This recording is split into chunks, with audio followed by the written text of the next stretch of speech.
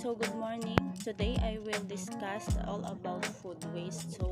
Uh, what is food waste? So food lost and waste is food that is not eaten. The causes of food waste or loss are numerous and occur throughout the food system.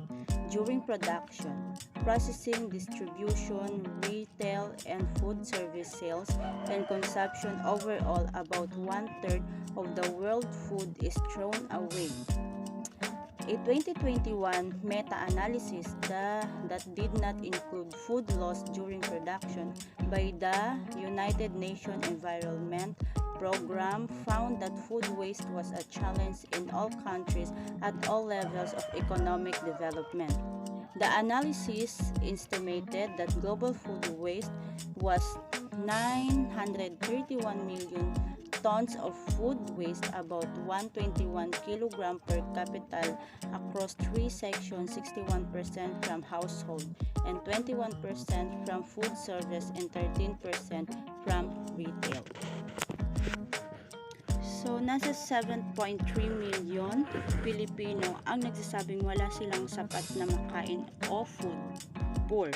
Base sa pinakahuling survey ng Social Weather Station, sa kabila ng dami ng nagugutom, isa sa mga problema ngayon sa Pilipinas ang dami ng tinatapong pagkain or food waste. So, bakit po ba nangyayari yung basura sa pagkain? So, maraming pwedeng dahilan kung bakit nagkakaroon ng food waste.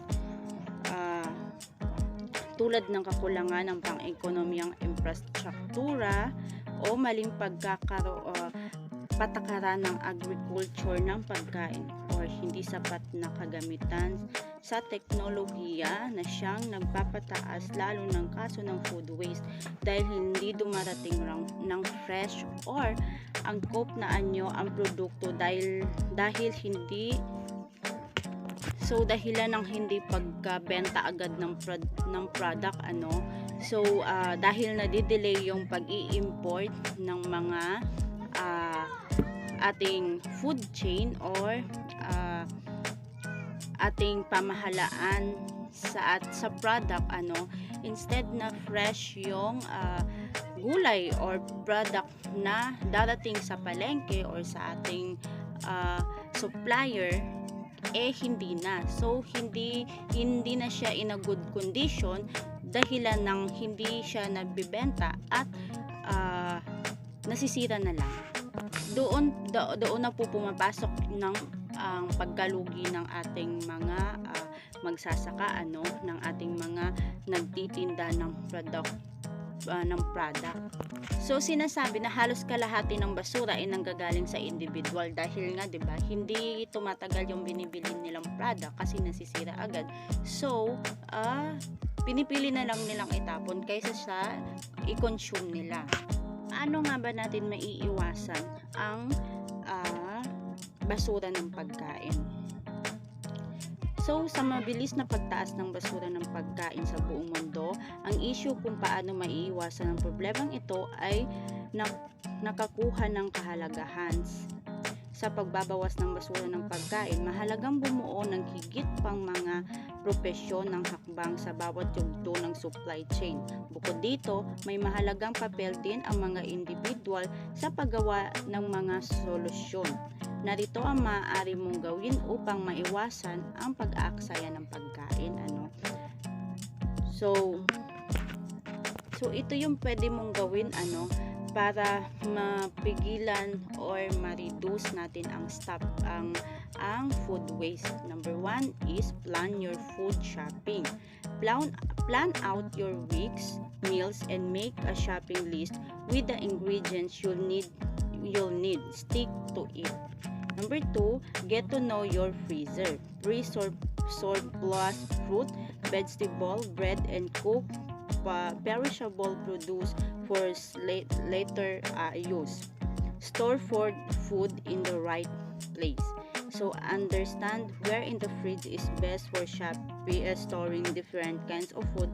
That right temperature can boost food lifespan. So cook more than one meal. Portion control. Know what you have. Donate.